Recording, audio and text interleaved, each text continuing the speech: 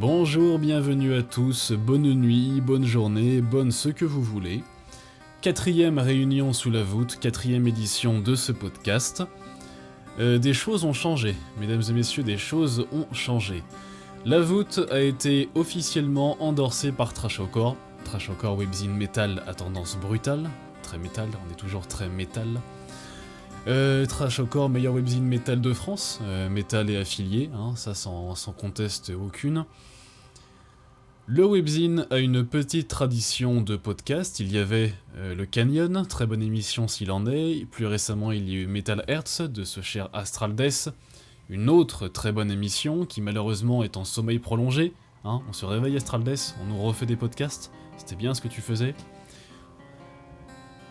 Être endorsé par Trashcore m'a amené pas mal de vues en plus, ça m'a amené des nouveaux abonnés, ça a fait exploser un peu les compteurs, à mon échelle, hein, attention, je suis pas encore France Inter, je ne me suis pas réincarné en Raphaël Enthoven, même si ça peut avoir certains avantages, hein, coucou Carla.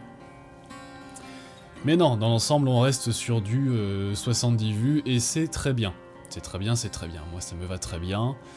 C'est une très bonne chose, je suis particulièrement fier d'être placé sous l'égide officielle de ce webzine qui me tient réellement à cœur, qui a joué un grand rôle dans ma découverte, plutôt mon approfondissement du métal depuis presque une décennie maintenant, et que j'ai fini par rejoindre comme rédacteur, donc tout est cohérent, tout est bien ficelé, tout est bien logique, c'est super. Je remercie aussi Monsieur Rem d'Inoxydable, qui m'a fait un joli coup de pub cette semaine, c'est très gentil à lui, je l'en remercie. Et je passe également le bonjour à toute l'équipe d'Inoxydable, qui sont des gens fort sympathiques, fort sympathiques.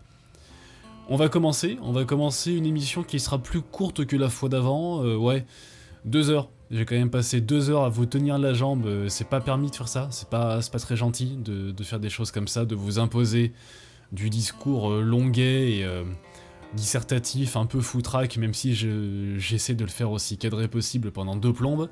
Cette fois-ci, on va faire plus court, plus efficace et un peu plus léger. Un peu plus... aérien, un peu plus détente. On va toujours parler de littérature cette fois-ci. On va parler de l'absurde, du phénomène absurde en littérature, plus particulièrement à travers un exemple dont je vous ai déjà un petit peu parlé. Mais sur un ton un peu plus guilleret peut-être, parce que je suis de bonne humeur, voilà. Je profite d'être au montage pour réaliser un petit erratum par rapport à l'épisode précédent. J'ai raconté que les Indo-Européens venaient du nord de l'Inde, ce n'est pas vrai du tout, je sais pas pourquoi j'ai raconté ça, les Indo-Européens venaient actuellement, ce qui serait l'Ukraine, du côté ouest de l'Oural, voilà, donc les steppes, pas du tout, l'Inde du Nord, même si l'Inde du Nord a été un des berceaux de développement de la culture indo-européenne peut-être les plus forts et les plus marquants, en tout cas un de ceux qui sont les plus étudiés à l'heure actuelle et qui servent un petit peu de référence dans ses travaux, et là je m'en réfère à monsieur Georges Dumézil, dont on parlera sûrement un jour ou l'autre. Voilà, je vous fous la paix avec ça. Indo-européen, Ukraine, pas du tout l'Inde. Je profite de vous avoir sous la main avant d'entrer dans le vif du sujet, pour faire un petit addendum à mon mot d'introduction du podcast précédent. Un de mes très bons amis, Pierrick, a porté à mon attention le fait que mon espèce d'éclaircissement sur le point de vue global que je portais sur l'art, la littérature, ayant trait au spirituel et au métaphysique, qui sont d'ailleurs 2 notions différentes que je confonds un petit peu à l'oral quand je les utilise, un peu par facilité mais qui sont fondamentalement différentes, n'était pas forcément très clair et pouvait en fait porter à confusion plus que expliquer. Merci Pierrick pour ce retour, hein, le bonjour à ta femme. Je vais essayer de clarifier un tout petit peu ce que je vais expliciter l'explication, voilà, ça va être bien. Contrairement à ce qu'on pourrait penser en écoutant ce que je raconte lors de ma première explication de l'intro de la fois d'avant, je ne suis pas une espèce de mystique paumé en haut de sa tour qui prend absolument tout sous le prisme du mystique et du métaphysique et du spirituel. Je ne suis pas quelqu'un qui, dès qu'il apprécie un album ou qu'il lit un bouquin qu'il aime, dit « Oh là là, c'est l'œuvre de Dieu !» Non, c'est pas comme ça que je suis. Mais je considère comme... En fait, je pense que mon idée est exprimée de manière assez claire, mais je la noie dans des hésitations de langage et dans un peu trop de mots. Je vais essayer de faire clair. Je suis quelqu'un de croyant, qui pense que certaines œuvres d'art et certains livres peuvent être rattachés au domaine du métaphysique et peuvent donc aller faire coucou au spirituel, au monde qu'on va appeler spirituel. La métaphysique étant la considération globale de tout ce qui est au-delà de la physique, le spirituel étant proprement ce qui est métaphysique assimilé à quelque chose de l'ordre du religieux, de l'ordre de la croyance. Pour vous faire un petit peu clair, certains sommets artistiques de toutes les époques, certains sommets littéraires, certaines œuvres humaines sont, de mon point de vue, assez hautes et aptes à crever le ciel du physique pour arriver dans le domaine du métaphysique. C'est aussi simple que ça finalement, et c'est quelque chose qui a l'air très spécial quand j'en parle comme ça. En fait, c'est presque banal, puisque c'est comme ça que l'art a été perçu pendant des millénaires. C'est simplement qu'on le perçoit beaucoup moins comme ça à l'heure actuelle. Voilà, j'espère que cette fois j'ai été un petit peu plus clair. Je ne vous tiens pas la jambe pendant 3 plombes pour vous parler de mes petites vues, et on plonge directement dans le sujet. Merci à vous de m'écouter une fois de plus, vous êtes sous la voûte. Et premier volume de cette 4ème édition de la voûte, et on parle une fois de plus d'un groupe de Doom Death Cult que je n'avais jamais pris la peine d'écouter. Alors voilà, on est chroniqueur, hein, on est censé aiguiller les gens, donner un avis renseigné, puissant, appuyé sur de l'expérience. On est censé être exhaustif, avoir écouté les groupes cultes, et ben voilà, et on découvre quand même Asphyx en 2021. Voilà, comme ça. Voilà, sale bête, méchant. Asphyx, c'est du death qui vient de Néerlandie, un pays où il faut pas y aller. Alors, anecdote de fou sur les Pays-Bas, j'y ai habité quelques temps. Et là-bas, j'étais allé voir Watain et Rotting Christ en concert à Nijmegen. Et je vois beaucoup de jeunes dans la salle, de jeunes de 14, 15, 16 ans. J'étais assez étonné, puisque Watain et Rotting Christ et Profanatica, donc des groupes assez anciens, très extrêmes. Je m'attendais pas à voir des jeunes en fait, je m'attendais pas à voir un public aussi minot.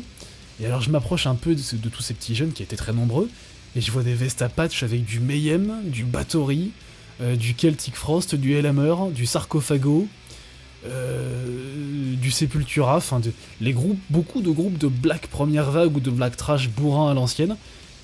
Enfin c'est autre chose que la France hein, les gars, hein. C'est pas les petits gamins qui commencent avec Powerwolf, Five Finger et Alestorm, c'est autre chose. Je sais pas ce qu'ils boivent aux Pays-Bas, je sais pas ce qu'il y a dans l'euro, mais spécial, vraiment spécial.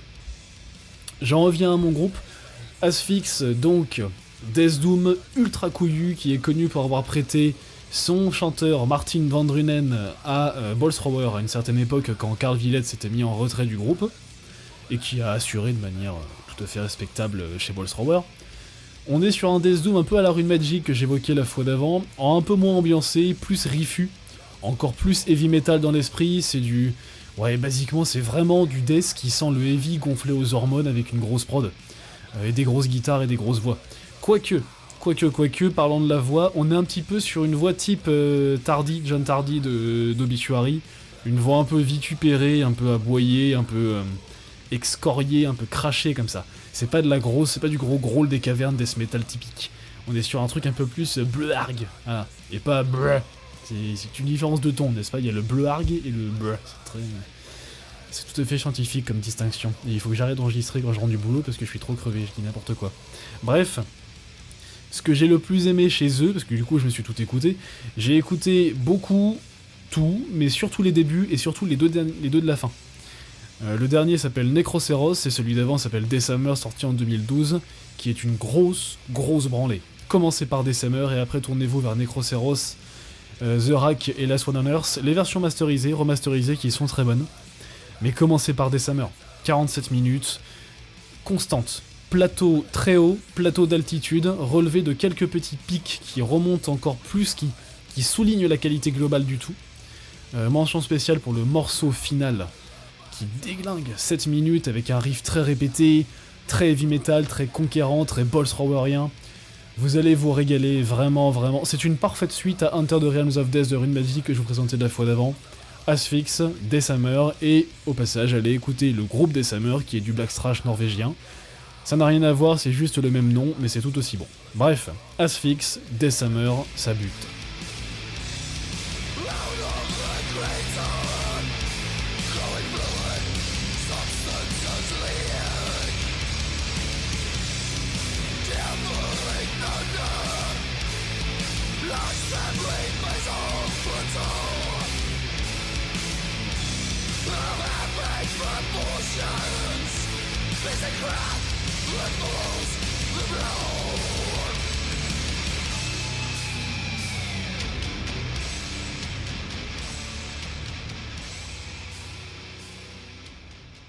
Changement d'ambiance, gros changement d'ambiance pour ce second volume.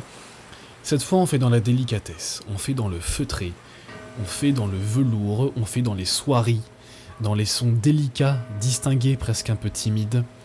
On fait dans les rythmes un petit peu dansants, puisqu'on va parler de Bohan et de leur album, leur premier album The Twa Sisters. Et ce n'est pas une faute d'orthographe, c'est bien The Twa, T-W-A Sisters, sorti en mars 2020, il y a un an.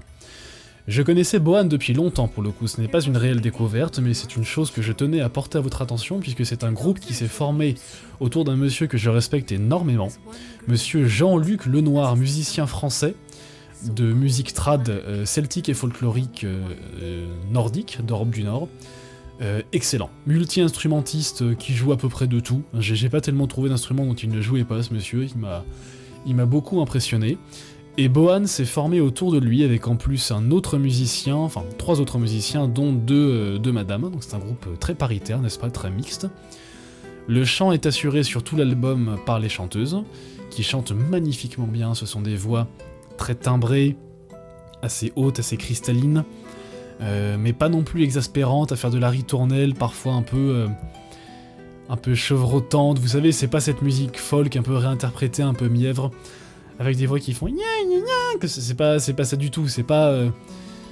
Vous savez, les champions pour ça, c'est LUVC quand ils font leurs albums de folk avec la chanteuse qui prend des intonations à la Adele. C'est insupportable avec des... les braiements comme ça, absolument imblairables. Là, non. C'est du chant très juste, que l'on sent très réfléchi, et qui est là pour illustrer une espèce de concept, puisque, et c'est là que ça devient un petit peu intéressant, The Twa Sisters, c'est un conte, le conte des deux sœurs, qui fait partie des contes européens les plus connus, qui existent un peu partout. Il y a des versions qui existent en Suède, en Norvège, en Angleterre, en Armorique, même en Hongrie, en Europe de l'Est. C'est vraiment un conte européen qui est un héritage indo-européen, probablement, qui est présent à peu près partout, et qui est une suite comme ça, que l'album a réinterprété comme étant une suite de chansons différentes, avec des airs différents, des paroles. En fait, toute l'histoire a été découpée en chansons qui se suivent les unes les autres, en pistes, bâties autour de lignes de chant, puisque c'est un peu ce qui est hérité, accompagnées par des instruments vraiment d'époque, j'ai pas tellement trouvé d'instruments, il n'y a pas par exemple de clavier ou de choses comme ça, c'est vraiment musique un petit peu presque de reconstitution historique, et c'est excellent, c'est magnifique, c'est enchanteur, c'est très très beau. Vous écoutez la première chanson, The North Sea, oh là là, qu'est-ce que c'est beau. Les mélodies sont à tomber tellement elles sont belles. Vraiment, c'est très très très... Ah, c'est féerique. C'est féerique, mais c'est pas non plus... C'est pas non plus de la musique folk à la... comment il s'appelle ce groupe hongrois? Non, pas hongrois, un pays d'Europe de l'Est. Promise on the Monster... Non, c'est pas ça. Ah zut, j'ai oublié leur nom. Ça m'agace, c'est un groupe que j'aime beaucoup. En plus, j'ai tous leurs albums, comment j'ai pu oublier ça? Bref, ce groupe hongrois formé sur un duo d'un monsieur et d'une madame qui fait aussi de la folk, de la folk de la forêt, est très très très bonne, mais qui a un côté très féerique, très éthéré, très enchanteur. Bohan n'est pas comme ça. Bohan a un côté conte de fées, mais vécu de manière plus âpre. Donc on est sur de la légende, du mythe, mais pas du conte de fées. Voilà, je saurais pas trop quoi vous dire de plus dessus, c'est vraiment vraiment quelque chose à écouter si vous aimez la musique folk. C'est pas de la folk pour métalleux. Vous savez, on a beaucoup de ces albums de musique folk nordique ou celtisante, mais faits par et pour des métalleux qui sont un peu rifuses. Là, c'est vraiment... non, c'est pas rifu, c'est mélodique, c'est assez... Ouais, c'est chanson, c'est plus chanson que piste, que morceau. C'est très beau. Voilà, écoutez, je m'arrête là, c'est très beau. Bohan, The Twa Sisters, et je vous mets un extrait tout de suite, et vous allez y succomber, je n'en conçois aucun doute.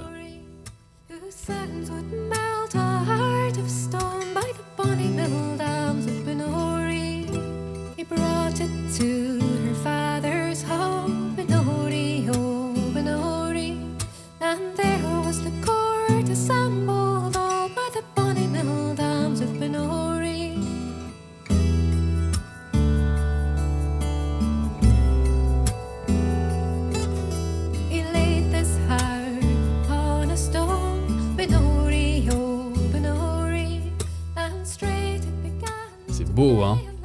oui, c'est très très très beau. Moi je l'écoute en boucle, c'est magnifique. C'est vraiment beau sans être mièvre, sans être sucré.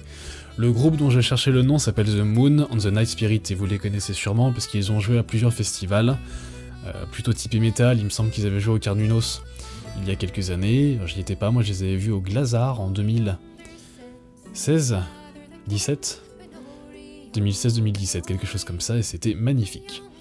Je précise un peu quand je parle de folk pour métalleux, c'est ces groupes un petit peu Corvus Corax, Faune aussi, toutes les choses dans ce genre-là. Je parle pas du tout toute la scène des Vardruna-like. Alors un jour je ferai un épisode sur Vardruna et les Vardruna-like parce qu'il y a des choses à dire dessus. Négatives, hein, principalement, malheureusement. On va arriver au dernier groupe. Ce groupe, c'est particulier, c'est très particulier. Ça s'appelle Zero Kama. L'album s'appelle The Secret Eye of Layla et c'est sorti en 1984.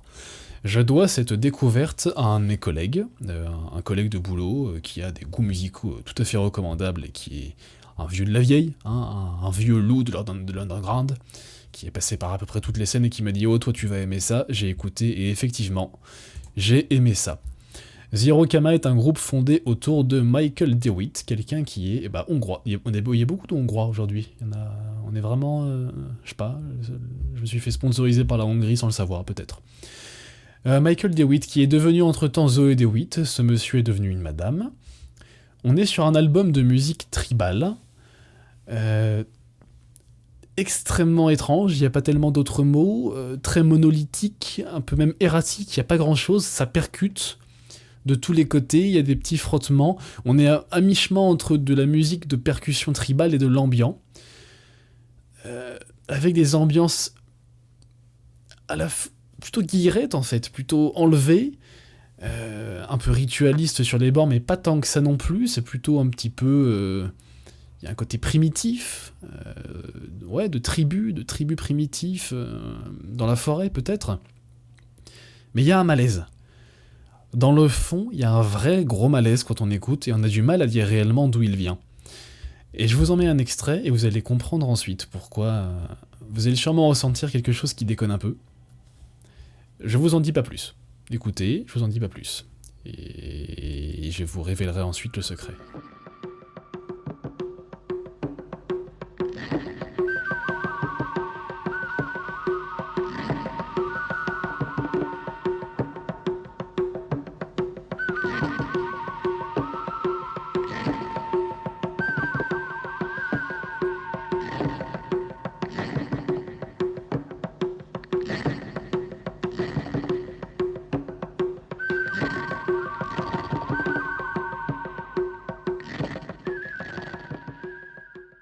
C'est spécial, hein. C'est spécial, et c'est pour une bonne raison, c'est parce que absolument tous les sons que vous entendez, à part 2 ou 3 notes de clavier, tous les instruments utilisés ont été construits à partir d'os humains, de crânes, de fémurs, d'omoplates. Voilà. Musique tribale, ambiante, faite à partir d'os humains. Bon, derrière l'effet de surprise, on va pas se mentir, c'est pas non plus à tomber par terre, hein, c'est pas renversant non plus, c'est intéressant, c'est sympa, non sympa c'est pas le mot, mais c'est en tout cas assez remarquable pour ce que c'est. Après c'est vraiment le type d'album qui peut vous gonfler tout de suite parce que c'est très minimaliste et très répétitif. C'est le genre d'album qui nous gonfle tout le temps, sauf un jour de l'année où on l'écoute en fait en pleine nuit sans trop savoir pourquoi, parce qu'il nous appelle, et là on vit une expérience de dingue, et le reste du temps il se remet à être très ennuyeux. C'est vraiment ce type d'album là qu'on sort une fois par an parce qu'il est sur l'étagère et il dit viens m'écouter d'un coup comme ça, de manière un peu pernicieuse, sans trop qu'on sache pourquoi, on le met et là il se passe quelque chose de fou et le reste du temps il pionce quelque part sur une étagère. Voilà, c'est un petit morceau de mythe hein, quand même cet album, c'est un petit morceau de légende musicale, hein, donc je vous le mets là, vous l'écoutez si vous avez envie. Voilà, Zero Kama, The Secret Eye of Layla.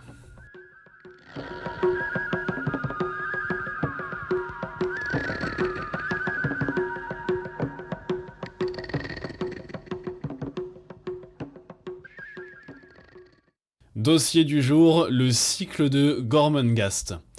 Qu'est-ce que c'est Gormenghast ? Ce n'est pas un plat de Haute-Bavière qui vous promet des nuits compliquées une fois ingéré.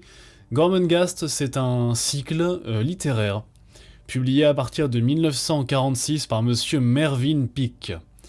Contexte rapide, Monsieur Peake, Merwin, hein, n'est-ce pas un nom très évocateur, anglais né en Chine, à l'origine peintre pour l'armée, devenu écrivain par désœuvrement, parce qu'on ne savait pas tellement quoi foutre de ses talents de peintre pendant la guerre, est passé donc par l'armée, où il a été un des premiers anglais à voir les camps de concentration. Je ne connaissais pas cette anecdote, je l'ai apprise en relisant sa page Wikipédia, merci Wikipédia. Il a été également journaliste, il a travaillé, dit-on, c'est une espèce de légende pour les services secrets anglais, pendant la guerre froide, même si c'est probablement plus du mythe qu'autre chose. Un monsieur qui a eu une vie mouvementée et qui est mort tragiquement, d'une maladie invalidante assez terrible qui l'empêche d'écrire, de créer. Son œuvre centrale est donc le cycle de Gormenghast, qu'il a laissé incomplète, le cycle n'a pas été terminé, il est resté incomplet, puisqu'il n'a pas eu le temps de finir son dernier livre. Gormenghast, c'est 4 livres. Titus d'Enfer, ou Titus Groan, parce que son réel nom c'est Groan, la famille d'Enfer, qui est au centre de toute la saga, a été traduite d'Enfer sans qu'on sache tellement pourquoi en français. Le réel nom en VO c'est les Groan, du coup je vais tâcher de les appeler Groan. Titus Groan donc, suivi de Titus dans les ténèbres, qui est un petit récit à part entre 2 grosses parties. Puis l'éponyme Gormenghast, et enfin Titus Errant, qui est le 3e tome de ce cycle que Peake n'a pas réussi à finir comme je le disais, puisqu'il était malade comme un chien, et qui est tout à fait à part, qui représente une espèce d'entité un peu différente, de rupture avec le reste, la complétude de l'œuvre. C'est une espèce de tentative de sortir un petit peu de Gormenghast au sens à la fois imagé et au sens tout à fait concret, comme vous allez le voir. Qu'est-ce que Gormenghast ? Gormenghast, c'est un immense château, perdu au milieu de nulle part, une espèce de ruine médiévale encore à peu près habitée, tellement grand, tellement immense, tellement étendu qu'on n'en connaît même pas les réelles dimensions, qu'on n'en connaît plus les réelles dimensions, et dont la quasi-totalité demeure absolument inoccupée.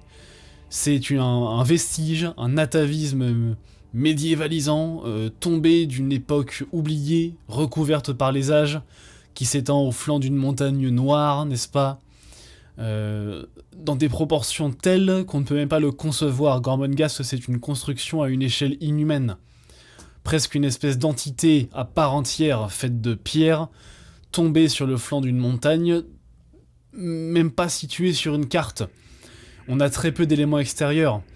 Le château se suffit à lui-même. Un tout petit secteur, comme je le disais, reste occupé par les habitants du château, en particulier la famille Groan, les comtes de la famille Groan, entourés par une espèce de cour. Au début du cycle de Gormenghast donc, un personnage grimpe sur les toits et dépeint une vision du château absolument extraordinaire, depuis les toits où il prend des proportions titanesques, enchevêtrées, ininterrompues, splendides, c'est un monde en soi. Le château de Gormenghast est un monde en soi absolument hermétique.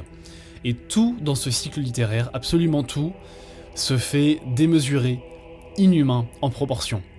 Au pied du château, il y a un petit village absolument misérable, poussiéreux.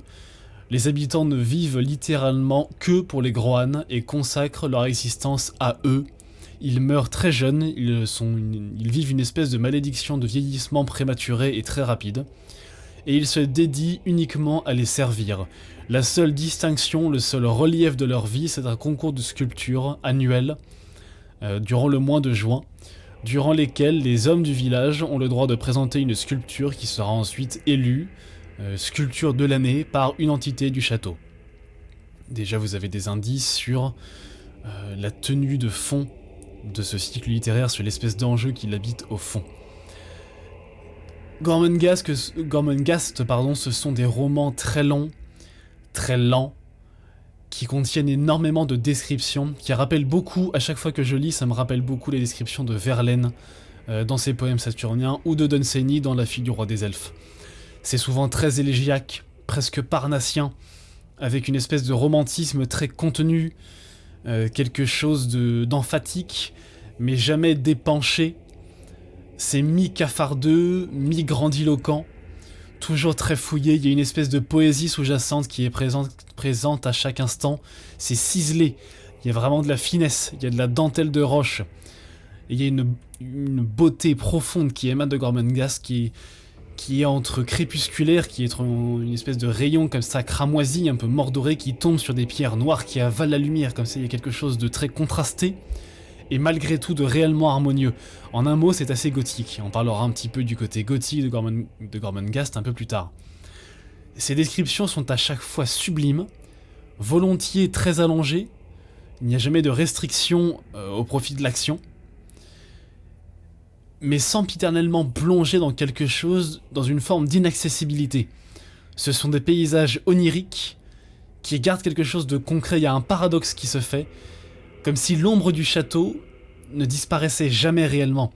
Quand on décrit les alentours du château depuis les créneaux, on parle de forêts splendides, on parle d'une pièce d'eau très belle qui reflète des couchers de soleil absolument divins, on parle des arbres très élancés, très racés, on parle de ce village qui est amassé comme ça, qui est un petit peu jeté en bas de ce château, des paysages beaux et réellement forts, évocateurs, mais qui ne sont jamais débarrassés de la masse monstrueuse du château qui emplit tout.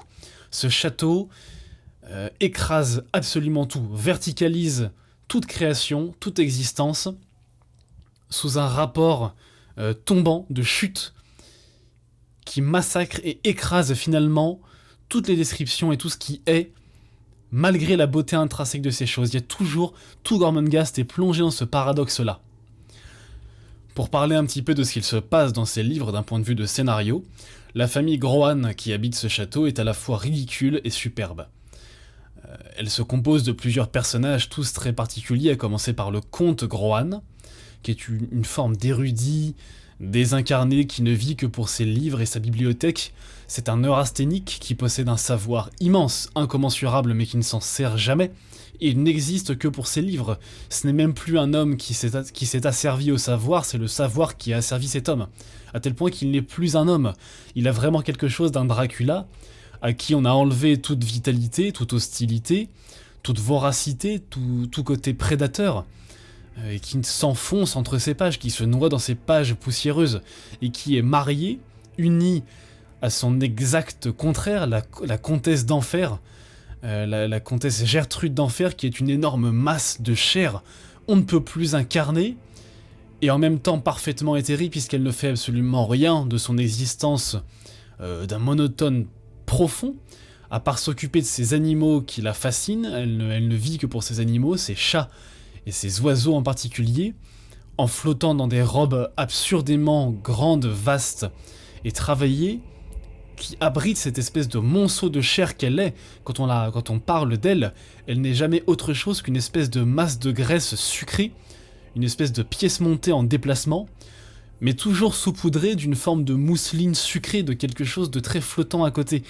Tout le paradoxe de ce personnage, qui est très bien expliqué, se fait entre son côté extrêmement concret, charnel, fibreux, et le désintérêt absolu qu'elle a pourtant pour le monde concret. C'est une indolence extrême, une espèce de fainéantise, de vie alanguie, mais confite dans une espèce de stuc, de graisse. Il y a également la cour en fait de la famille Grohan, on va dire presque leurs courtisans, avec en particulier les Laprune, la famille Laprune. Alors ça peut être Salprune selon les traductions, ça a été traduit comme étant Laprune ou Salprune en français, composé d'un médecin servile et obséquieux, volubile, insupportable, avec des tics de langage qui sont proprement tuants, tellement ils sont difficiles à assimiler, même à lire, c'est parfois compliqué.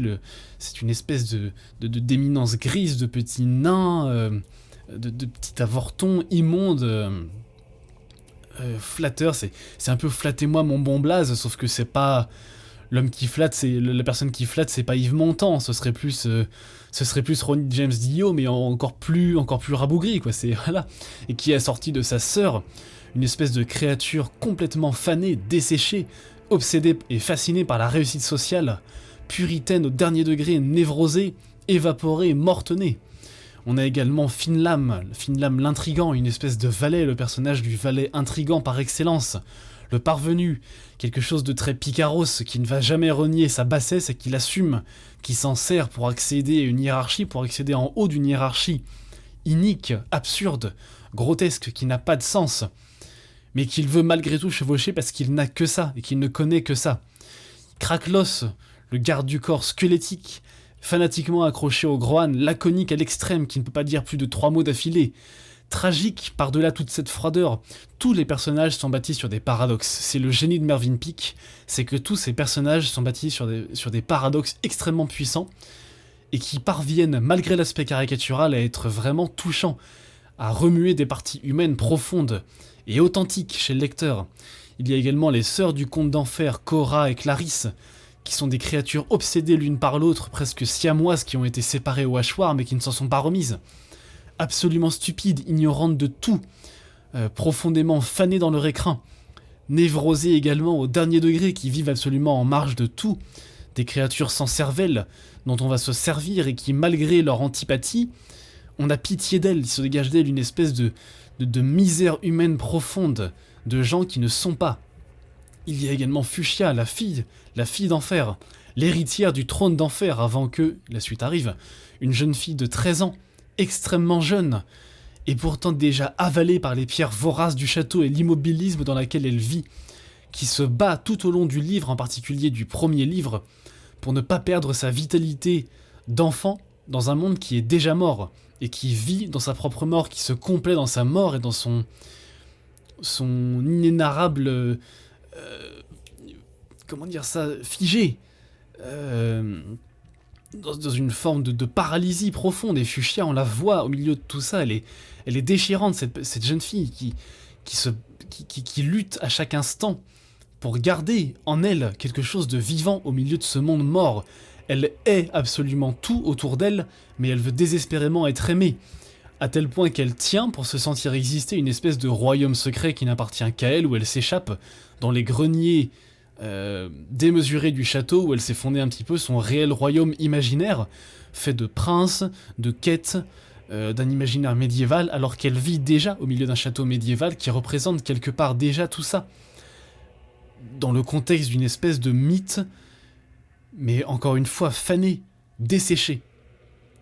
Et personnage central de la série, Titus d'Enfer, l'héritier finalement, le réel héritier de la famille d'Enfer, nouveau-né qui arrive au tout début du cycle, et qui chamboule absolument tout, qui est malgré lui, un coup de pied porté à l'immobilisme du château, puisqu'il remet absolument tout en question.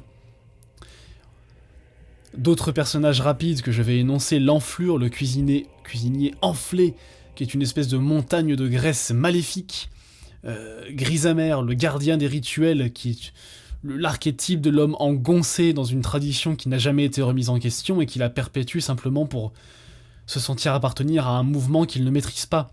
On a Rothkod, le veilleur des statues, qui passe sa vie entière sans jamais en sortir dans la salle des sculptures, qu'il archive chaque année, et ce depuis qu'il est né à peu près. Gormenghast, c'est un art absolu, paroxysmique, comme je l'ai annoncé tout à l'heure, de la description, et en particulier des personnages, et je m'en vais vous lire la description d'un personnage, sur quelques lignes, qui est un exemple extraordinaire d'à quel point Peake savait écrire et savait décrire les hommes. Description de Monsieur Bellobois, le professeur de l'école. C'était un bel homme dans son genre, la tête grande, le front et l'arête du nez descendant, en une ligne droite d'une noblesse indéniable. Sa mâchoire de la même longueur que l'ensemble formé par le front et le nez leur était de profil exactement parallèle. Avec sa crinière léonine, blanche comme neige, il avait quelque chose d'un grand prophète. Mais ses yeux étaient décevants. Il ne faisait aucun effort pour tenir la promesse des autres traits, qui eussent constitué le cadre idéal pour le genre d'œil flamboyant d'une flamme visionnaire. Les yeux de M. Bellobois ne flamboyaient nullement. Ils étaient plutôt petits, d'un morne gris verdâtre et parfaitement inexpressif. Les ayant vus, il était difficile de ne pas en vouloir à ce profil splendide, comme à quelque chose de frauduleux. Ses dents, à la fois carriées et irrégulières, étaient ce qu'il y avait de pire. J'aurais même du mal à expliquer en quoi cette description est parfaite. Vous avez une caractérisation, une manière d'amener un personnage qui est splendide, un personnage, un homme qui devrait incarner une espèce de noblesse ancienne, un peu fauve, un petit peu très aristocratique, quelque chose du sage blanchi, du sage consacré dans sa noblesse d'âme. Et finalement, l'élément qui arrive, aux 2/3, ses yeux éteints et morts, retourne complètement cette espèce de visage prophétique, comme le dit Pic, pour éteindre le tout. Simplement ses yeux, absolument insignifiants, éteignent le reste du visage. Je trouve ça d'une force d'évocation incroyable. Je trouve que c'est une manière de créer un personnage, de le définir, alors même qu'il n'est dit un seul mot, qui est absolument splendide, qui est flamboyante. Je ne connais pas tellement d'écrivains capables de poser un personnage de manière aussi profonde, d'amener un tel profil caractéristique en aussi peu de mots. Gormenghast est un château figé dans des rituels absurdes, grotesquement précis et réguliers, qui régissent toute la vie au château.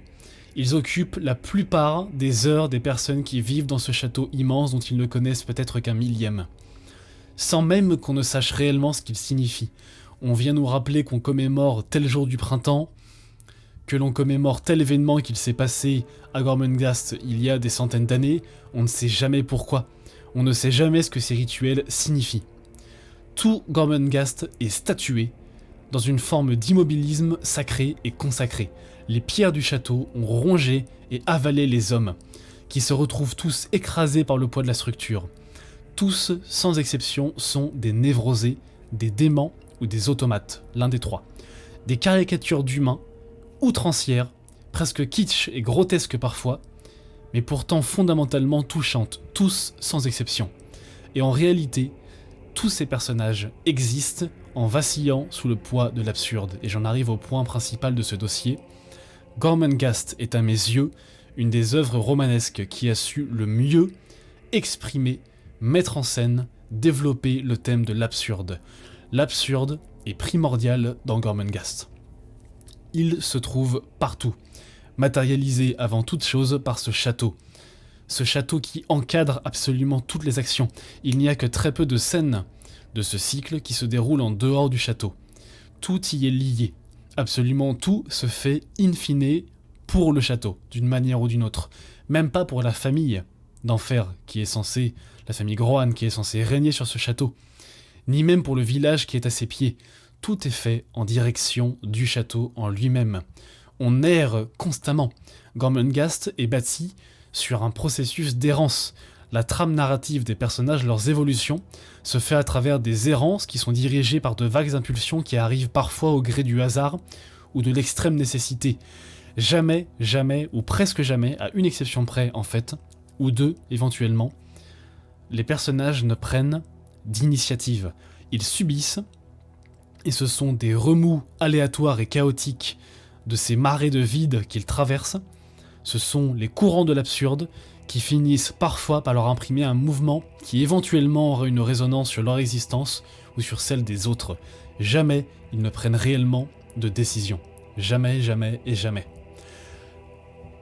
De manière concomitante à ça, par corollaire comme qui dirait, il y a une forme de grotesque et de pathétique qui est forcément liée à tout ça, qui de fait constitue le parèdre à la beauté et au sublime, qui habite profondément le récit au gré des tribulations des personnages. Gormenghast, j'ai du mal, n'est jamais laissé sans splendeur. Le sublime ne disparaît jamais. Les scènes les plus tragiques et les plus glauques se déroulent dans les cadres les plus magnifiques. Se déroulent devant des panoramas à tomber par terre, ou se déroulent ne serait-ce que à des endroits du château qui sont iconiques. Je ne vais pas dire je ne vais pas vous spoiler évidemment. À la fin du tome 1, on a une scène d'affrontement entre le comte d'Enfer et un autre personnage dont je ne vais pas parler, qui est d'un épique total, sublimé par une description extrêmement précise, pointilleuse et réfléchie, analysée du lieu où elle se déroule, qui sublime réellement l'ensemble de l'action, une des rares scènes d'ailleurs réellement d'action de Gormenghast,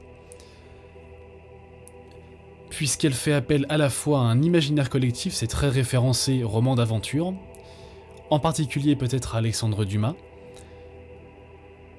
mais qui, en même temps que de poser ce cadre parfaitement connu, référencé que nous connaissons, y imprime l'empreinte du cycle lui-même de manière extrêmement prégnante. Vous avez un cadre qui est connu, sur lequel on met un coup de tampon, ceci est Gormenghast. Mervyn Peake manie à merveille les genres littéraires dont il s'est inspiré, et a un art absolument intouchable quand il s'agit de les pénétrer de sa patte à lui. Il a une manière que j'aurais du mal à réellement définir, d'inséminer n'importe quel type de littérature qu'il explore, parce qu'il en explore beaucoup, mine de rien, avec sa propre semence littéraire. C'est quelque chose qu'il faut lire pour croire, réellement qu'il faut lire pour croire. Gormenghast n'est jamais une œuvre de modération. Tout se fait dans des paradoxes paroxysmiques. On hésite tout le temps, en particulier entre deux types d'absurdes, que j'appelle l'absurde sartrien et l'absurde camusien. Alors, puisque cette dernière balance me servira un petit peu de levier pour amener mes idées sur Gormenghast, je vais définir rapidement ce que j'appelle, de manière très grossière évidemment, de l'absurde sartrien et de l'absurde camusien. Camus et Sartre se sont tous les deux retrouvés à un moment de leur vie devant le constat de « la vie n'a aucun sens, la vie est absurde ». Partant de là, pour faire très gros, il y a eu deux réactions.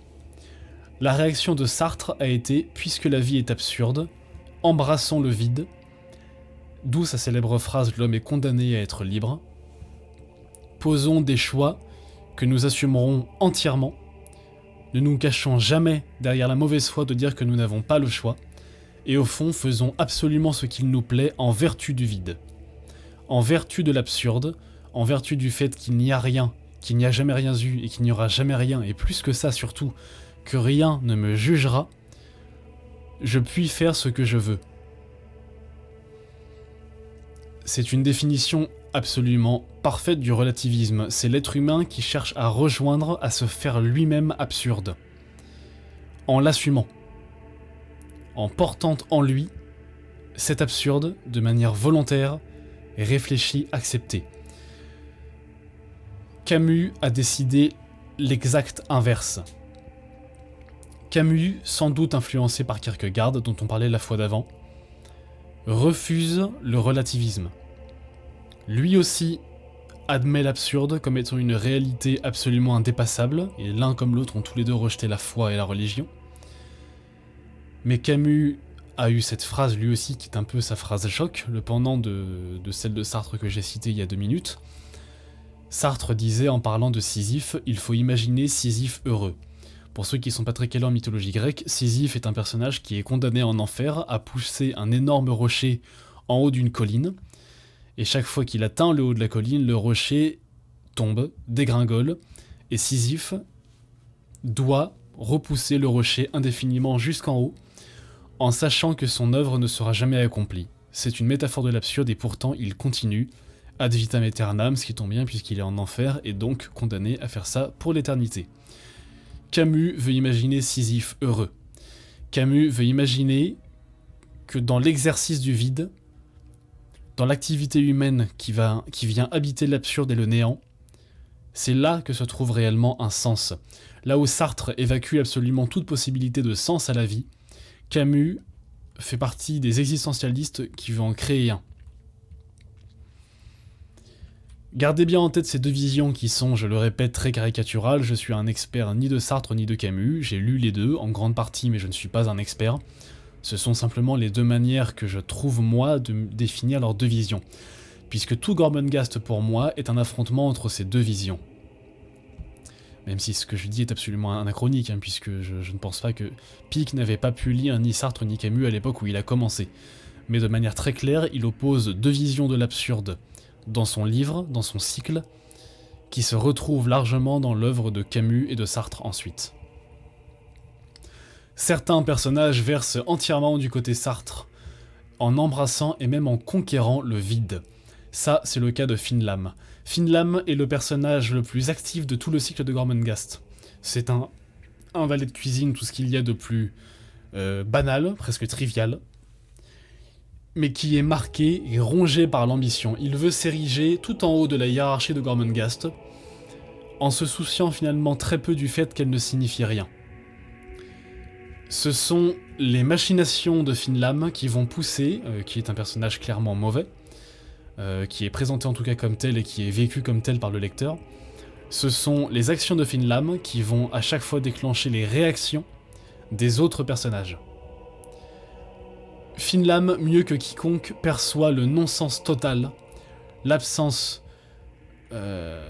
absolue de signification intrinsèquement dans tout ce monde de Gormenghast, dans tout ce château-monde qui est en fait un univers fermé à lui tout seul. Finlam intrigue des années durant pour se hisser malgré tout, malgré sa conscience du vide absolu, au sommet de la pyramide sociale du château, qui constitue pyramide sociale qui s'appuie, il faut le rappeler, sur à tout casser 10 personnages qui ont tous un énorme pet au casque, qui habitent un château qui en fait règne sur eux, plutôt que l'inverse. Il veut malgré tout atteindre le sommet et régner sur le vide. Et pour cela, il accepte tous les méfaits, guidé par son instinct et son désir profond. Finlam embrasse le vide, ne cherche jamais à nier le fait qu'il est abject, et qu'il se sert de son absence totale de morale, d'éthique, dignité, tout ce que vous voulez, pour atteindre son but. C'est un sartrien au sens le plus total du mot, qui évacue absolument la morale pour laisser place entière au désir, le désir sartrien qui est bipartite selon Sartre, mais le désir profond sartrien, à savoir l'accomplissement de la pulsion de fond, l'accomplissement de l'envie, non pas pour se fondre dans une chose inerte, non pas le désir pour faire semblant de ne pas être, mais le désir de création de soi-même, assumé et qui se passe donc de tout jugement, qui dépasse et qui s'abstient de tout jugement sur lui-même et qui interdit à toute autre personne un jugement sur soi. C'est une espèce de désir finalement hégémonique, une exacerbation totale des désirs qui sert finalement à s'opposer au vide dévorant, au vide actif. Finlam est un personnage qui cherche à se créer lui-même par sa quête de pouvoir qu'il sait absurde. Quête absurde en elle-même pour obtenir un pouvoir qui lui-même est absurde. Mais malgré tout, cette course, ce mouvement dans le néant, crée quelque chose à opposer au vide de l'existence. C'est une tentative d'assujettir le vide, le rien, en prenant les rênes du château. Château qui représente l'absurde de ce monde-là. Finlam est un personnage passionnant qui vraiment, pour moi, incarne entièrement le sartrien total. Un petit peu comme l'enflure le fait, et la relation entre l'enflure et Finlam d'ailleurs est absolument passionnante dans le tome numéro 1. Comme quoi on peut avoir une lecture de plusieurs personnages du côté Sartre. Ce type d'absurde implique une liberté totale et finalement sans réalité. Chaotique plutôt que réellement choisie, porté par le relativisme et l'absence de repères inhérents au vide.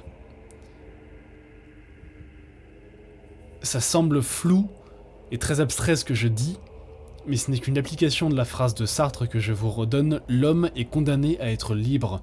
Partant de là, la liberté totale, puisqu'il n'y a pas de jalon dans le néant, correspond finalement au chaos, à l'exercice, l'application, l'éjaculation presque de pulsions, qui n'ont pas besoin d'être justifiées et qui n'ont finalement de seul besoin que d'être réalisées.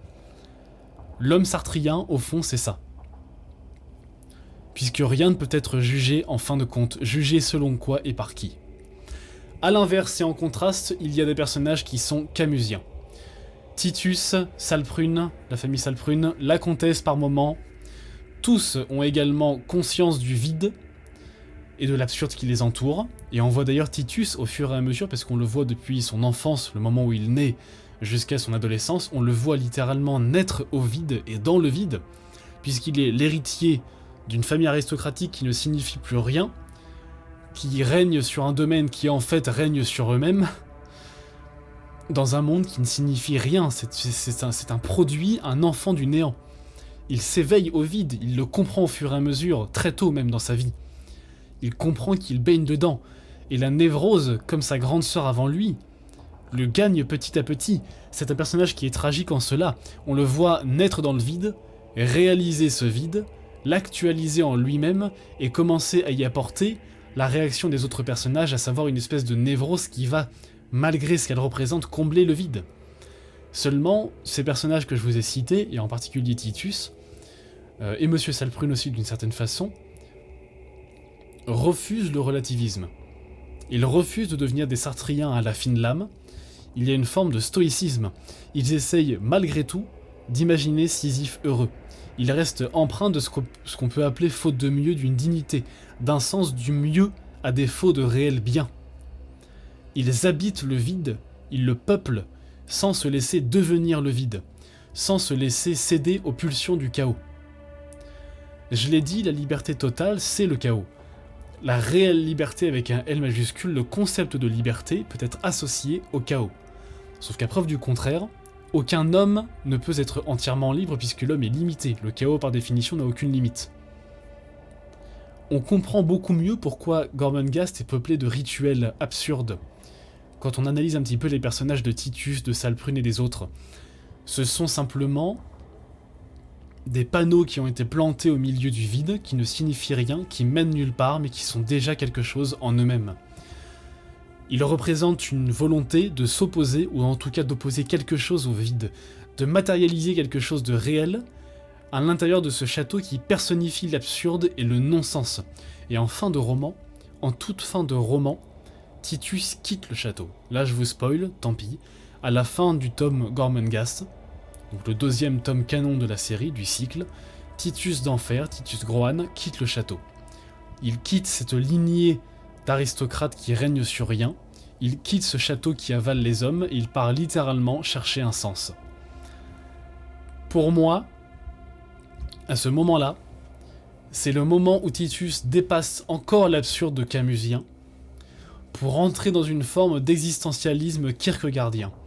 Kierkegaard disait qu'il y a les chevaliers de l'absurde, les chevaliers de la résignation absolue.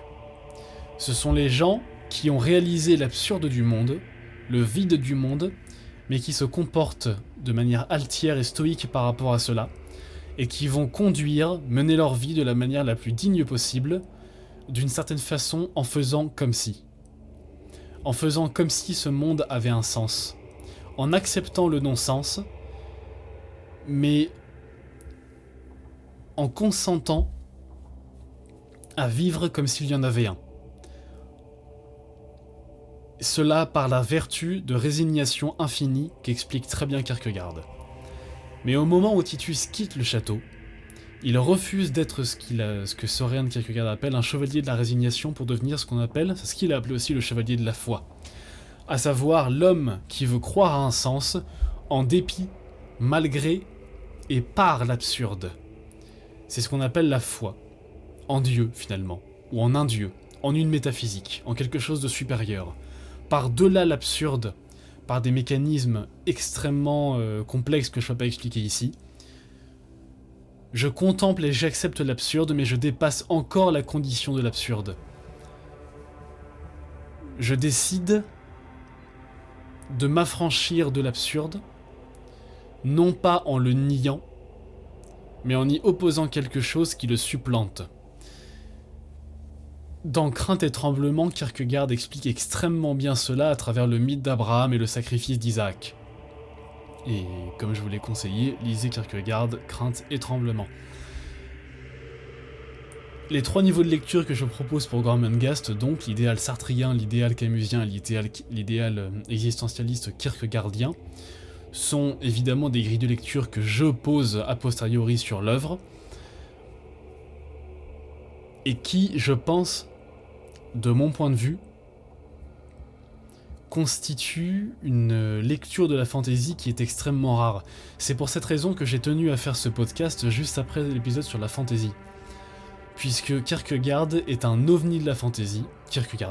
Gormenghast, pardon, est un ovni de la fantasy, absolument à part, qui développe des problématiques modernes, non pas modernes au sens actuel, puisque l'absurde, de par son principe même, est éternel et de toute façon est quelque chose d'universel.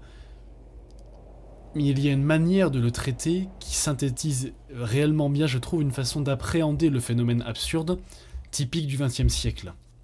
J'en reparlerai un petit peu plus loin, je voudrais un petit peu avant parler de la question du genre. Roman gothique, décadentisme, fantastique, fantasy, impossible à dire. Tout à la fois. Et si vous allez à la Fnac, je le sais puisque j'y travaille, vous trouverez Gormenghast en littérature anglaise, pas en littérature imaginaire. C'est devenu une œuvre assez classique de littérature anglaise. Classique pour les Anglais, mais très méconnu en France, un petit peu à la manière d'un Watership Down, dont je parlerai aussi un jour ou l'autre. C'est sûrement le huis clos aux dimensions le plus titanesque du monde. Il y a du Dracula là-dedans, il y a du Poe, le Poe de l'époque chute de la maison Usher, il y a du poème saturnien, il y a un petit peu de Huysmans, époque là-bas, pourquoi pas. Il pourrait presque y avoir du Bernanos, époque sous le soleil de Satan. On a les thèmes de la neurasthénie, de l'ennui, au sens ancien du terme, de l'hérédité, de la décrépitude infinie qui n'a jamais de terme, de la chute qui ne connaît pas de fin, de choc final. C'est un roman à la fois extrêmement moderne, comme je le disais, puisqu'il aborde l'absurde de manière parfaitement moderne. Oui, du coup je me répète, mais il n'y a pas tellement d'autres mots. Contemporaine. Très 20e siècle. Et dans le même temps, c'est un livre extrêmement passéiste, qui propose un écrin extrêmement archaïque, avec un réel amour du passé.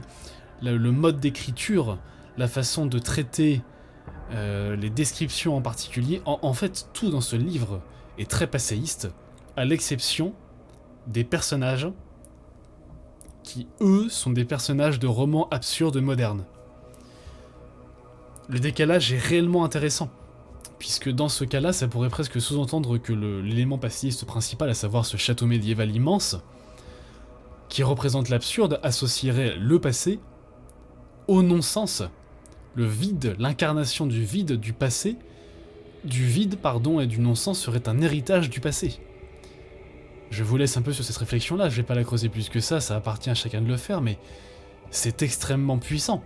Et on dit encore une fois bonjour aux pompiers. Nous avons perdu le sens, d'où ces rituels qui ne veulent plus rien dire. Le passé nous a légué un héritage que nous ne comprenons pas. Et de fait, l'avenir ne vaut pas mieux, on ne peut pas comprendre le passé sans l'avenir. Tout baigne profondément, encore une fois, dans le vide. Et pourtant, malgré cette espèce de cul-de-sac littéraire que représente Gormenghast, il n'y a pas de pessimisme fondamental dans l'œuvre. Ce n'est pas une œuvre dépressive. L'existence comme une errance dans un univers grotesque, qui est le leur et aussi le nôtre, peu à peu meublé par des névroses que l'on se construit pour exister, assorties de croyances ou de marottes que l'on se fabrique, tout au long de sa vie, pour opposer des choses au vide, et bien finalement c'est supportable. La fin de la vie fait le décompte de nos obsessions salvatrices, qui nous ont permis de résister, d'exister, et qui finissent gracieusement par nous abattre, par se retourner contre nous. Et malgré tout, pourtant, on a existé, on a vécu, malgré tout.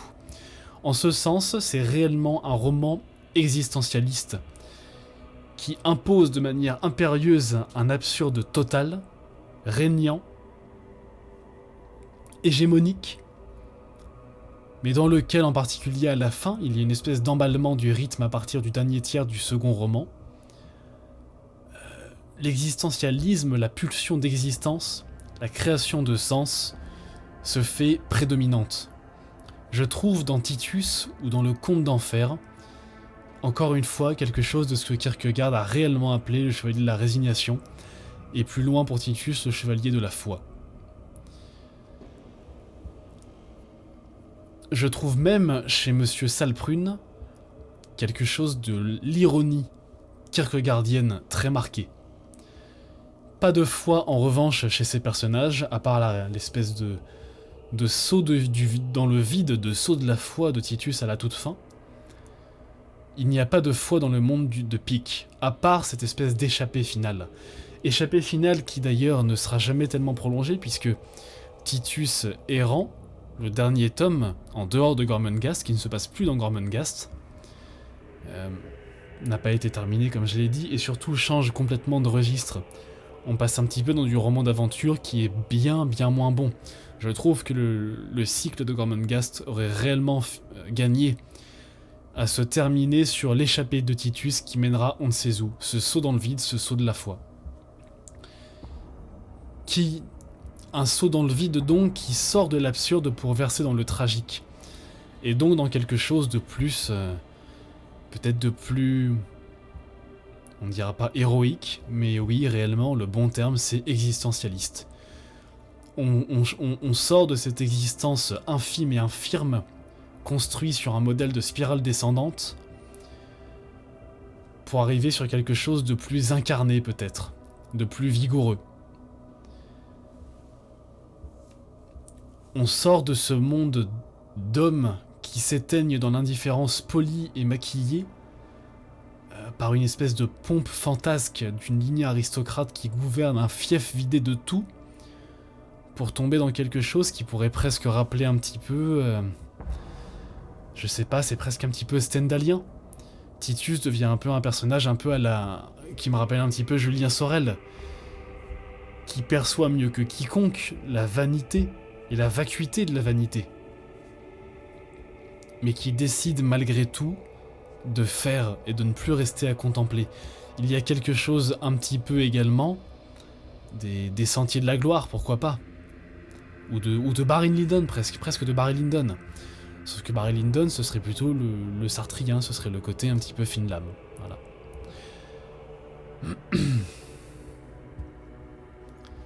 Je vais finir en disant que ce cycle si particulier de Gormenghast, dont on entend très peu parler en France, est souligné tout au long de son développement, qui est très long, ce sont des romans qui sont très longs, est habité par le contraste entre la moindre action posée par les personnages, encore une fois presque tout le temps en réaction à une autre action posée non pas par eux mais par un autre, ou tombée par hasard, et la vacuité inhérente au fait d'agir dans le monde clos et immense d'un château dont les murs sont si hauts qu'on ne voit pas le paysage, et si terriblement étendu que tout se passe dans un espace où les parois nous renvoient les seuls échos de ce que nous y faisons, sans que ça n'ait, et malgré la taille de l'enclos, aucune incidence sur l'extérieur, ni sur aucune autre vie humaine. Je m'arrête ici. Gormenghast, Mervyn Peake, un cycle littéraire absolument unique, qui regroupe, comme je le disais, quelque chose du roman gothique, du roman absurde, du décadentisme, de l'existentialisme, et un petit peu parfois de la fantaisie. Une œuvre profondément poétique, que je conseille réellement à tout le monde. J'ai ici l'intégrale, un gros pavé de plus de 1000 pages, sorti en intégrale pour 30 balles chez Omnibus. Ça vaut le coup les gars, ça vaut réellement le coup, c'est une œuvre comme vous n'en avez jamais lu. Comme je l'ai dit, c'est un cul-de-sac littéraire, qui ne compte aucun équivalent. Gormenghast, c'est une pièce unique, qu'il faut absolument lire, absolument. Je m'arrête ici, et je vous laisse pour ce dossier, et on passe à la suite avec un réquisitoire.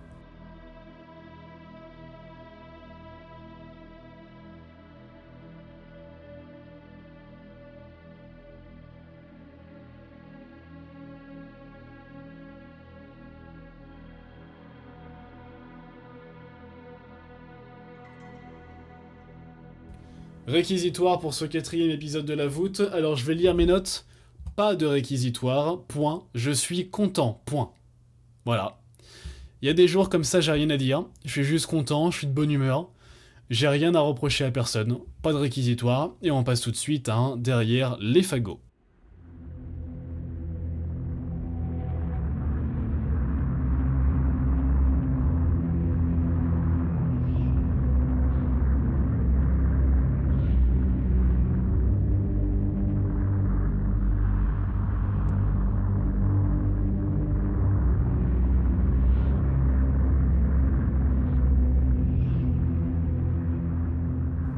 Alors autant j'ai pas tellement râlé et j'ai pas été méchant sur le réquisitoire puisqu'il n'y en a pas eu, autant bon j'ai un peu de fiel hein, quand même, je suis un mec qui a des glandes à venin planquées quelque part au fond du ventre.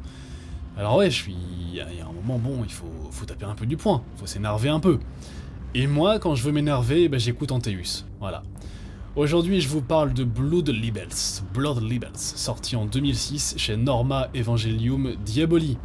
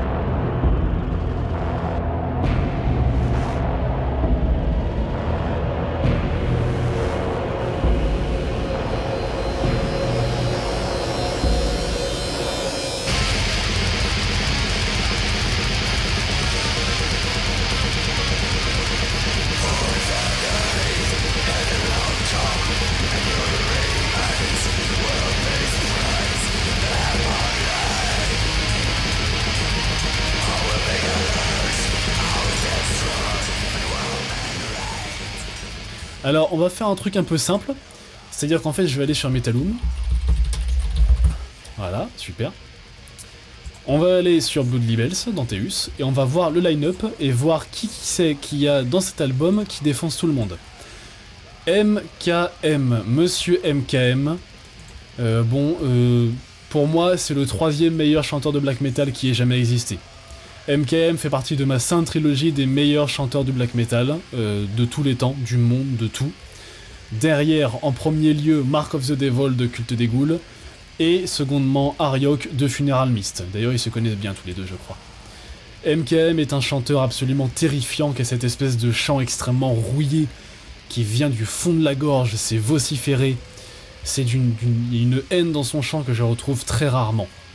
C'est un monsieur qui s'est investi dans le label Norma Evangelium Diaboli et qui chante aussi chez Aosot, dont on parlera un peu plus tard. Aux guitares, qui qu'on a aux guitares? On a monsieur Seth, qui avait joué aussi à une époque chez Sublime Cadaveric Decomposition. Monsieur Seth est un monsieur extrêmement discret. Pour ce qui est de parler, pour ce qui est de composer, c'est autre chose. Je connais peu de riffeurs, de compositeurs qui savent sortir des choses aussi violente et malsaine que Monsieur Seth. Blood Libels, je dis souvent que c'est l'album le plus hostile que je connaisse. Je connais plus violent, je connais plus malsain, je connais plus méchant, je ne connais pas plus hostile. Aucun disque au monde ne me donne le sentiment que les musiciens ne me veulent autant de mal que chez Antaeus. J'ai l'impression réellement que ces gens veulent sortir de mon casque et me buter à coups de schlass. J'ai cette impression constante quand j'écoute les 46 minutes que dure Blood Libels. C'est quelque chose d'épidermique qui vient du fond du bide. C'est assez terrifiant. On continue un peu. Qui c'est qu'on a à la basse? On a Madame LSK. LSK qui était une bassiste extrêmement connue, qui avait joué aussi pour Secret of the Moon et d'autres groupes de la scène orthodoxe, comme on dit, européenne. Une femme qui a fini par se pendre en 2013 parce qu'elle en avait marre de la vie. On est black metal ou on ne l'est pas. C'était un pilier de la scène française qui avait aussi des fréquentations pas très recommandables, n'est-ce pas, les croisés de la Nouvelle Babylone. Enfin, on n'est pas là pour dire qui c'est qui est gentil, qui c'est qui est pas gentil. Toujours est-il que cet album, pour moi, représente une pierre angulaire du black metal français, qui avait rarement, si ce n'est jamais, été aussi jusqu'au boutiste. Il y avait bien Despel Omega qui avait fait exploser plusieurs barrières début 2000, Mais là, c'est quand même autre chose. Là, d'un point de vue de la violence pure et dure, d'un point de vue de la volonté de tout briser, de tout casser, de tout massacrer, c'est à peu près unique. Surtout quand Teus ne veut pas juste tout casser, c'est une chose que j'aime bien avec ce groupe, c'est un paroxysme de violence, mais le but n'est pas que de tout casser. Il y a une volonté derrière de désacrer et de reconsacrer au mal. Il y a vraiment un côté, on casse tout mais on laisse pas les ruines fumer. On construit sur le champ de bataille, on construit sur les cadavres un autel dédié à sa gloire à lui, à la gloire du méchant, à la gloire du vilain, n'est-ce pas? À la gloire du malin finalement. Il y a quelque chose de cet ordre-là chez Antaeus qui rend l'album particulièrement marquant. Ce n'est pas de la violence vaine, ce n'est pas de la violence qui pédale et qui tape dans le vide, c'est de la violence qui a pour but de préparer à quelque chose, qui va faire place nette à tout ce qui est bien en soi, pour le remplacer par le culte du mauvais, du méchant. Et ça, bah forcément, quand on aime le black metal, et bah ça parle. Album marquant donc pour plusieurs raisons, pour ce travail de violence extrême, pour cette production que je trouve malsaine au possible, avec ces guitares rouillées, cette batterie un peu triguée qui martèle mais sans jamais s'arrêter, et aussi pour ce travail d'ambiance, hein, vraiment marqué, avec ces espèces de chants grégoriens détournés, ces rythmes presque industriels qui arrivent par moments. On a une volonté de faire un album cohérent qui représente une salve de tirs imprégnée d'eau bénite, mais d'eau bénite rouillée, quoi, d'eau bénite corrompue, de bénitier dans lequel on a dû égorger quelqu'un, enfin. Il y a une volonté réelle de marquer l'auditeur par autre chose que la pure violence, ou en tout cas, de créer une espèce de tabernacle autour de cette violence de paroxysme. Album culte donc, ça c'est pas un souci. Je vous conseille évidemment tout Antaeus, sauf l'album de la reformation Condemnation qui est sorti en 2016 et qui est vraiment bof. Il est étrange cet album, il blaste tout le temps, mais il stagne, il donne aucune impression de violence, il est trop rampant. Je sais pas, il a un syndrome du batterie à toute berzingue, en plus c'est Mentor à la batterie, Monsieur Mentor de Lucifer à la batterie. Mais non, on a l'impression que ça progresse pas, je sais pas, c'est un coup d'épée dans l'eau cet album.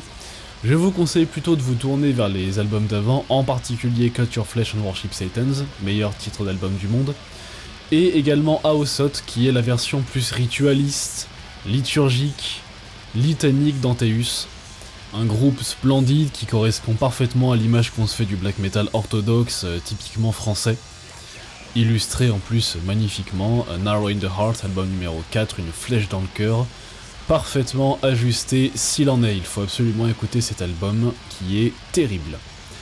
On se retrouve tout de suite pour un Lexio beaucoup plus calme, mais avec des thématiques finalement pas si éloignées quand on voit l'œuvre dont j'ai tiré ces quelques passages. Ça ressort pas tellement dans les lignes que j'ai choisies, mais vous irez lire l'œuvre en entier, il y a quelque chose de parfaitement dévoué là-dedans.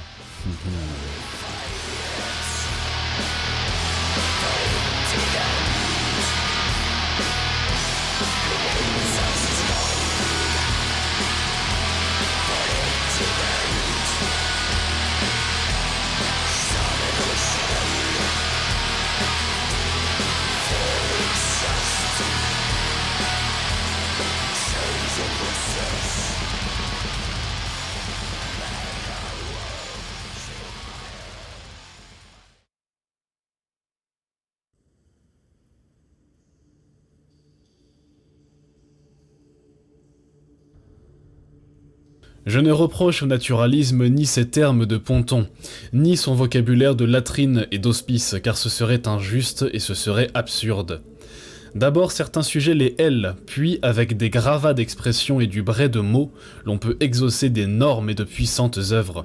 L'Assommoir de Zola le prouve, non la question est autre. Ce que je reproche au naturalisme, ce n'est pas le lourd badigeon de son gros style, c'est l'immondice de ses idées. Ce que je lui reproche, c'est d'avoir incarné le matérialisme dans la littérature, d'avoir glorifié la démocratie de l'art. Oui, tu diras ce que tu voudras, mon bon, mais tout de même, quelle théorie de cerveau malfamé, quel miteux et étroit système. Vouloir se confiner dans les buanderies de la chair, rejeter le suprasensible, dénier le rêve, ne pas même comprendre que la curiosité de l'art commence là où les sens cessent de servir. Tu lèves les épaules, mais voyons, qu'a-t-il donc tant vu ton naturalisme dans tous ces décourageants mystères qui nous entourent? Rien. Et quand il s'est agi d'expliquer une passion quelconque, quand il a fallu sonder une plaie, déterger même le plus bénin des bobos de l'âme, il a tout mis sur le compte des appétits et des instincts. Rut et coups de folie, ce sont là ses seules diathèses. En somme, il n'a fouillé que des dessous de nombril, et banalement divagué dès qu'il s'approchait des zen. C'est un hernière des sentiments, un bandagiste de l'âme, et voilà tout. Puis vois-tu, Durtal, il n'est pas qu'inexpert et obtus, il est fétide, car il a prôné cette vie moderne atroce, vanté l'américanisme nouveau des mœurs, abouti à l'éloge de la force brutale, à l'apothéose du coffre-fort. Par un prodige d'humilité, il a révéré le goût nauséeux des foules, et par cela même, il a répudié le style, rejeté toute pensée altière, tout élan vers le surnaturel et l'au-delà. Il a si bien représenté les idées bourgeoises qu'il a semblé, ma parole, issue de l'accouplement de Lisa, la charcutière du ventre de Paris, et de Homais. « Matin, tu y vas, toi, répondit Durtal d'un ton piqué. Il ralluma sa cigarette, puis... Le matérialisme me répugne tout autant qu'à toi, mais ce n'est pas une raison pour nier les inoubliables services que les naturalistes ont rendus à l'art, car enfin ce sont eux qui nous ont débarrassés des inhumains fantoches du romantisme, et qui ont extrait la littérature d'un idéalisme de ganache, et d'une inanition de vieilles filles exaltées par le célibat. En somme, après Balzac, ils ont créé des êtres visibles et palpables, et ils les ont mis en accord avec leurs alentours. Ils ont aidé au développement de la langue, commencé par les romantiques. Ils ont connu le véritable rire et ont eu parfois même le don des larmes. Enfin, ils n'ont pas toujours été soulevés par ce fanatisme de bassesse dont tu parles. Si, car ils aiment leur siècle, et cela les juge. Mais que diable ni Flaubert ni les Goncourt ne l'aimaient leur siècle. Je te l'accorde, ils sont ceux-là de probes et de séditieux et de hautains artistes. Aussi je les place tout à fait à part. J'avoue même, et sans me faire prier, que Zola est un grand paysagiste, et un prodigieux manieur de masse et truchement de peuple. Puis il n'a, Dieu merci, pas suivi jusqu'au bout dans ses romans les théories de ses articles, qui adulent l'intrusion du positivisme en l'art. Même chez son meilleur élève, chez Rosny, le meilleur romancier de talent qui soit en somme imprégné des idées du maître, c'est devenu dans un jargon de chimie malade, un laborieux étalage d'érudition laïque, de la science de contremaître. Non, il n'y a pas à dire, toute l'école naturaliste, telle qu'elle vivote encore, reflète les appétences d'un affreux temps. Avec elle, nous en sommes venus à un art si rampant et si plat que je l'appellerais volontiers le cloportisme. Puis quoi, relis donc ces derniers livres, qu'y trouves-tu ? Dans un style en mauvais vers de couleur, de simples anecdotes, des faits divers découpés dans un journal, rien que des contes fatigués, et des histoires véreuses sans même l'étai d'une idée sur la vie, sur l'âme qui les soutiennent. J'en arrive, après avoir terminé ces volumes, à ne même plus me rappeler les incontinentes descriptions et les insipides harangues qu'ils renferment. Il ne me reste que la surprise de penser qu'un homme a pu écrire 300 à 400 pages alors qu'il n'avait absolument rien à nous dire, rien à nous révéler. C'est fort, hein ? Une grosse charge contre le naturalisme. Ces lignes viennent du tout début, les premières pages en fait, du Là-bas de Carl Joris Huysmans, un romancier décadentiste de la fin du XIXe siècle, que j'aime énormément. Huysmans a écrit ce qu'on appelle le roman de Durtal, une suite de 4 romans qui suivent le personnage de Durtal, en commençant par Là-bas, dont je viens de vous lire quelques lignes. Là-bas est le récit de la descente d'un homme de lettres parisien dans les bas-fonds des milieux sataniques parisiens de cette époque-là, de la fin du XIXe siècle. Descente attribuée au personnage, mais qui est en fait celle de Huysmans. Huysmans n'a rien fait d'autre que d'écrire à peu près sa biographie au cours du roman de Durtal, et est lui-même descendu dans les cercles sataniques parisiens, où il a vu de telles horreurs qu'il en a fui, épouvanté, et qu'il s'est converti ensuite au christianisme, un petit peu sous l'influence de Léon Bloy. La suite du livre, qui n'est pas très long, raconte les péripéties de Durtal dans le Paris de cette époque, et sa descente donc dans les cercles les plus corrompus du Paris qui recherchait un petit peu des émotions fortes à l'aube du positivisme dans des rituels interdits, dans des mythes un peu oubliés, dans une espèce d'intelligentsia de l'ombre.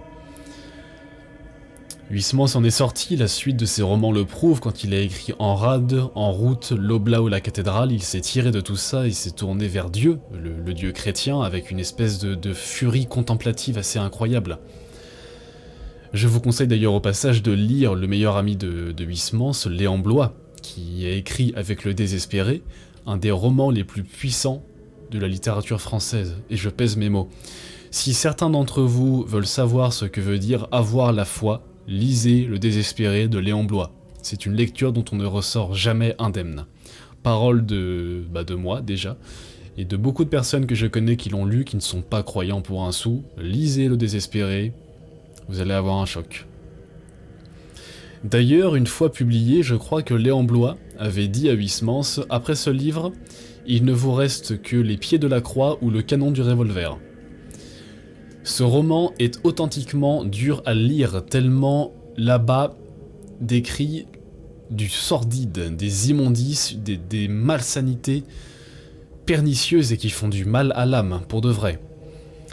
Pour se concentrer un peu plus sur le passage que je vous ai lu, et même si la charge contre le naturalisme est évidemment un petit peu exacerbée, un peu mise en relief, j'aime beaucoup cette description et je la ressors systématiquement aux personnes qui méconsidèrent les littératures qui sortent un petit peu du cadre réaliste. Je trouve cette charge parfaitement ajustée, et vous avez noté cette expression. Se cantonner dans les buanderies de la chair. Est-ce que c'est pas splendide ça? Est-ce que c'est pas magnifique? Est-ce que c'est pas une évocation parfaite de ce qu'est la littérature réaliste pour quelqu'un qui ne l'aime pas?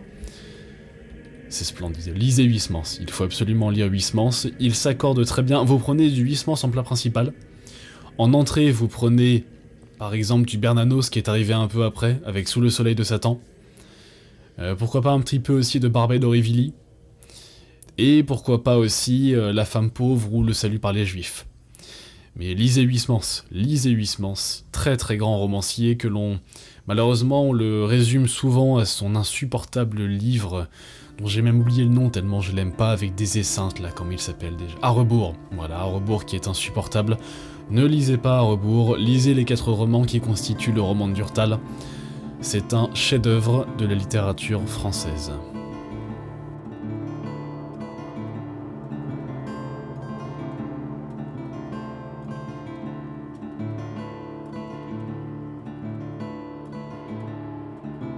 Et nous arrivons à la fin de cette 4e édition de La Voûte.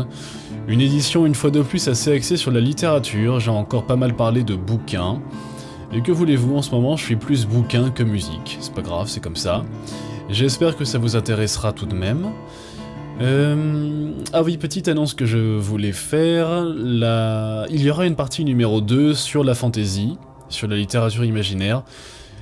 J'ai donné beaucoup d'éléments dans le premier épisode, que vous avez beaucoup apprécié d'ailleurs, j'en suis content, j'ai eu de bons retours dessus. Je pense malgré tout que je peux aller plus loin, je pense que je peux creuser davantage, en particulier sur la place des mythes. Donc je pense que cet épisode aura une suite logique, une espèce de déroulement de la pensée un petit peu évident, enfin en tout cas pour moi c'est évident, sur les mythes, creuser plus précisément l'importance des mythes. Le corpus légendaire européen, pourquoi pas. Et pourquoi pas appeler quelqu'un pour faire ça, je pense peut-être à une personne qui pourrait m'aider. Je commence à travailler doucement mais sûrement sur des entretiens, sur des émissions où le dossier sera en fait une interview, ou un débat ou quelque chose comme ça, ça vient. J'annonce aussi que la prochaine fois on parlera de musique et beaucoup moins de bouquins, je vais tâcher d'alterner un petit peu. C'est tout ce que j'avais à vous dire, je vous remercie de m'avoir écouté jusqu'au bout, je vous dis à très bientôt, vous étiez sous la voûte.